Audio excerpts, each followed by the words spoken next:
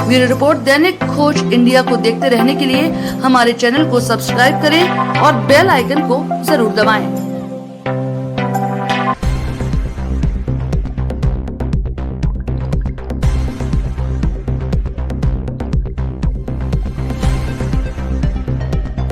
राणा सांगा को लेकर विवाद के बाद उनके युद्ध कौशल की भी खूब चर्चा बड़े पैमाने पर की जा रही है। आगरा में राणा सांगा और उनके साथी वीर योद्धाओं का स्मारक बना हुआ है, जिसे देखने बड़ी संख्या में लोग आते हैं। आज हम इतिहास के उस पन्ने को पलटने जा रहे हैं जब वीरता, बलिदान और रणकौशल की मिसाल बनी थी आगरा की धरती।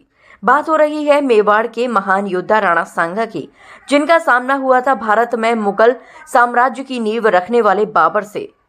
1527 का साल बाबर अपनी मुगल सेना के साथ भारत में अपनी सत्ता जमाने के लिए बढ़ रहा था।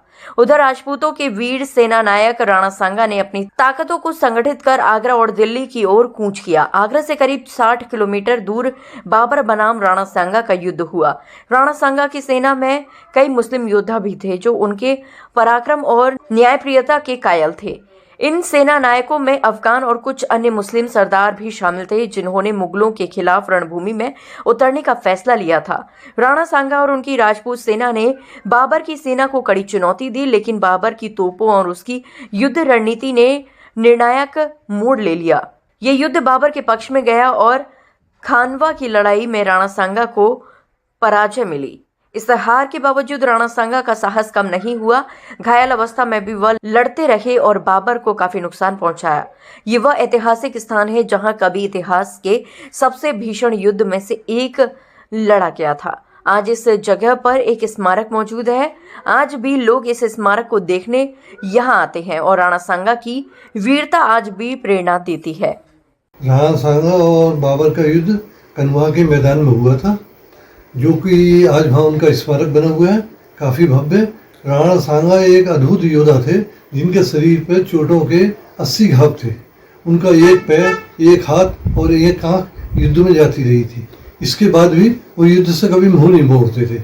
जिस समय खनवा का युद्ध हुआ, उस समय तमाम राजपूत राजा उनके साथ थे, यहाँ तक कि इब्राहिम लोदी का भाई महमूद और उसका लड़का और हसन खां मेवाती भी उनके साथ थे।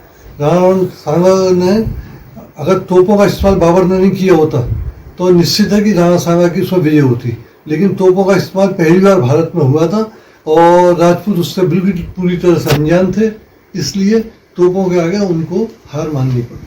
आज उनके स्मारक पर कितनी भीड़ लगती है, कितने लोग पहुंचते हैं?